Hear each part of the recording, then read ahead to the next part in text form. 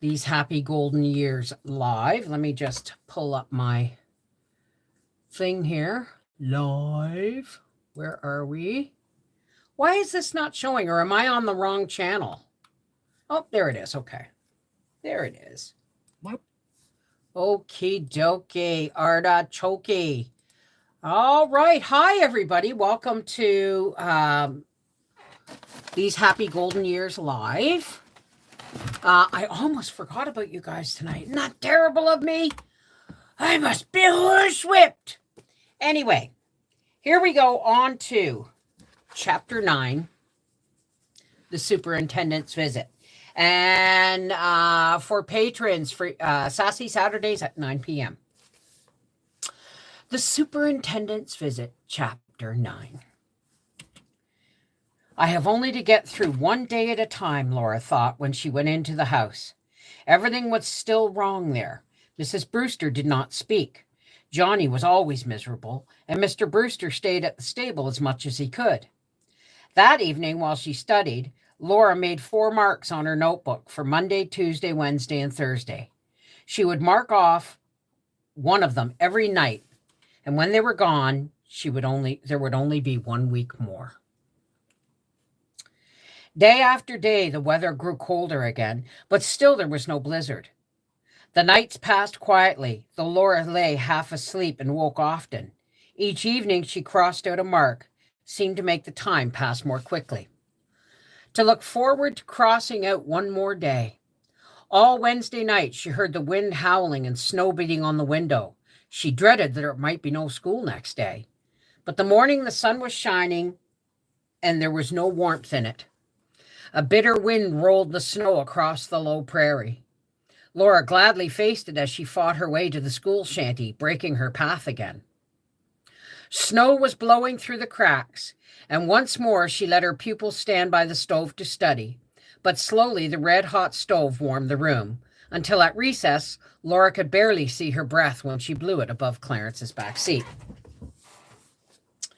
So when she called the school to order, she said, "The room is warmer now. You may take your seats."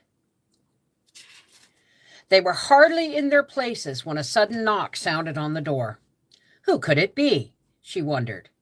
As she hurried, I should make some recordings just for Edward. Oh, sorry. They were hardly in their places when a sudden knock sounded on the door. Who could it be? She wondered.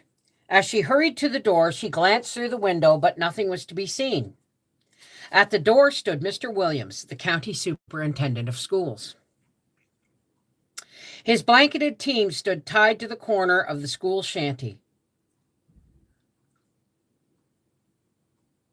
The soft snow had muffled the sounds of their coming, and he had no bells. This was the test of Laura's teaching, and how thankful she was that the pupils were in their seats.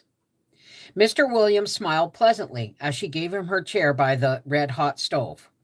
Every pupil bent studiously to work, but Laura could feel how alert and tense they were. She was so nervous that it was hard to keep her voice low and steady.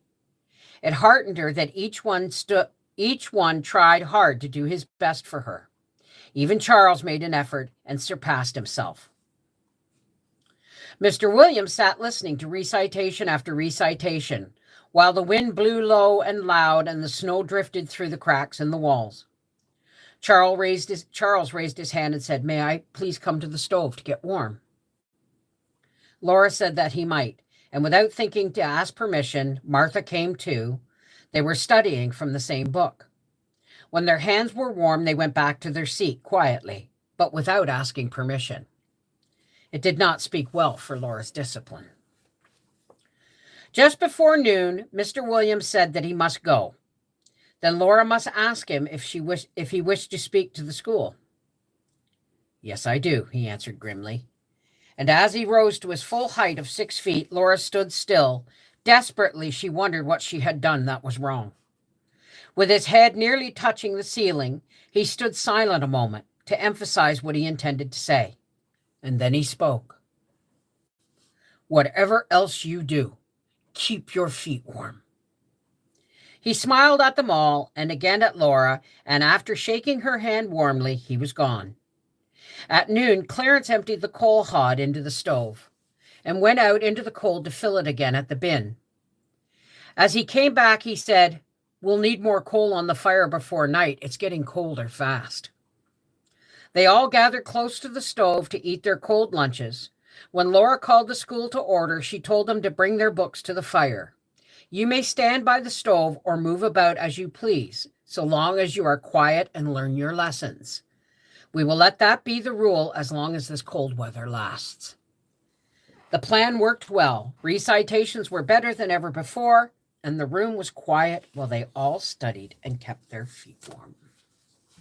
Hey, everybody. Welcome to, what's this called again? These Happy Golden Years.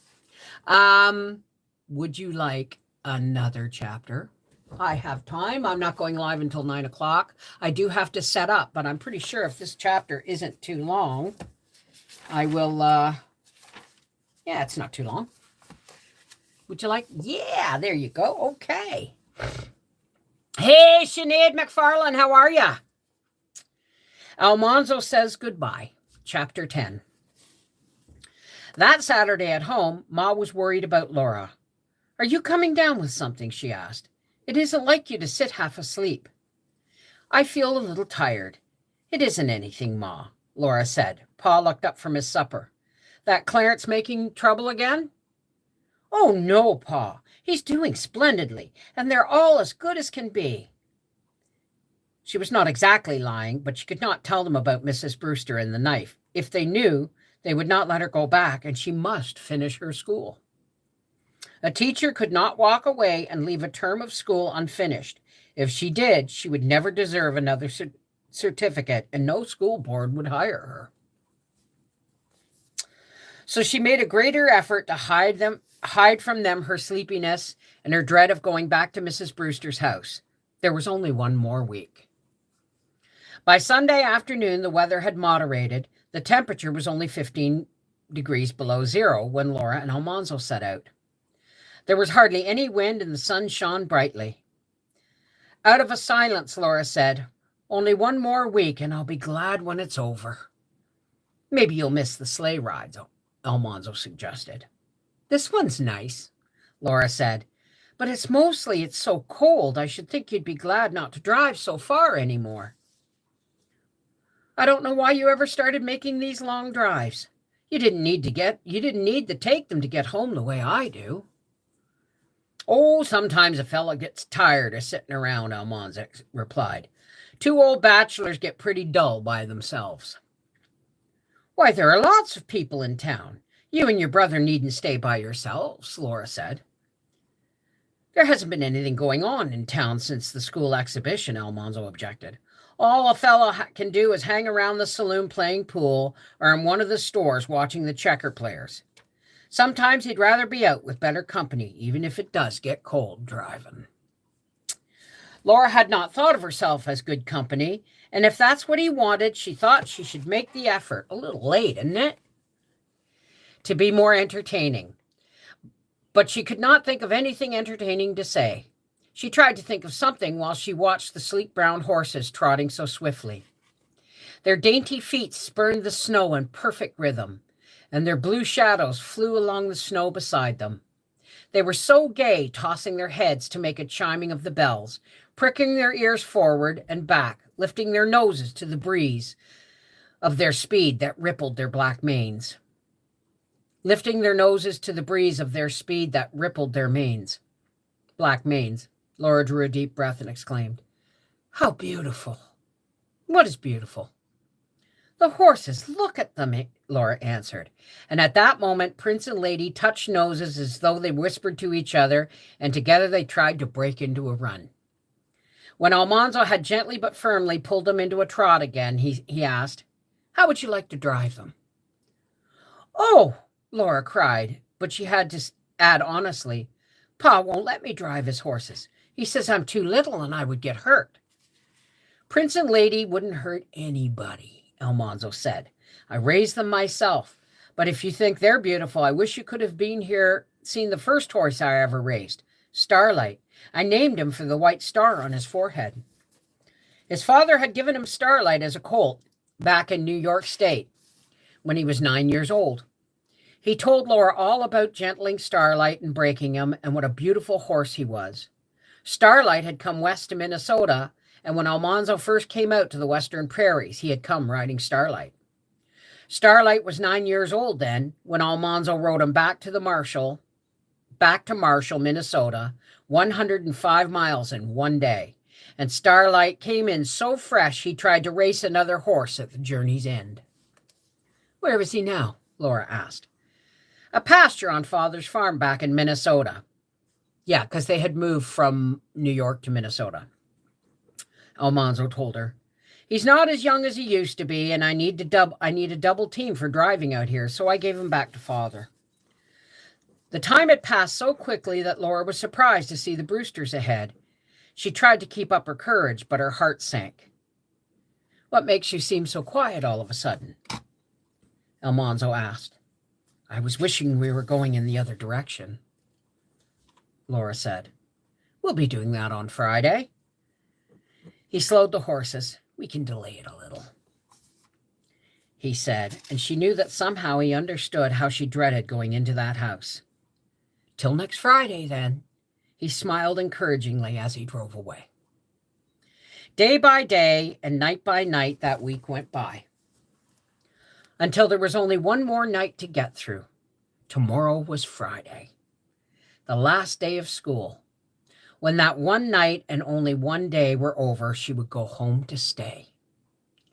She so dreaded that something might happen this last night. Often she woke with a start, but all was quiet and her heart slowly ceased thumping. Friday's lessons were unusually well learned, and every pupil was carefully well behaved. When afternoon recess was over, Laura called the school to order and said there would be no more lessons. School would be dismissed early because this was the last day. She knew that she must make some closing speech to the school, so she praised them all for the work they had done. You have made good use of the opportunity you had to come to school, she told them. I hope that each of you can get more schooling, but if you cannot, hang on a second. If you cannot, you can study at home as Lincoln did. An education is worth striving for. And if you cannot have much help in getting one, you can help yourself to an education if you try. Then she gave Ruby one of her name cards of thin, pale pink cardboard with a spray of roses and cornflowers curving above the printed name.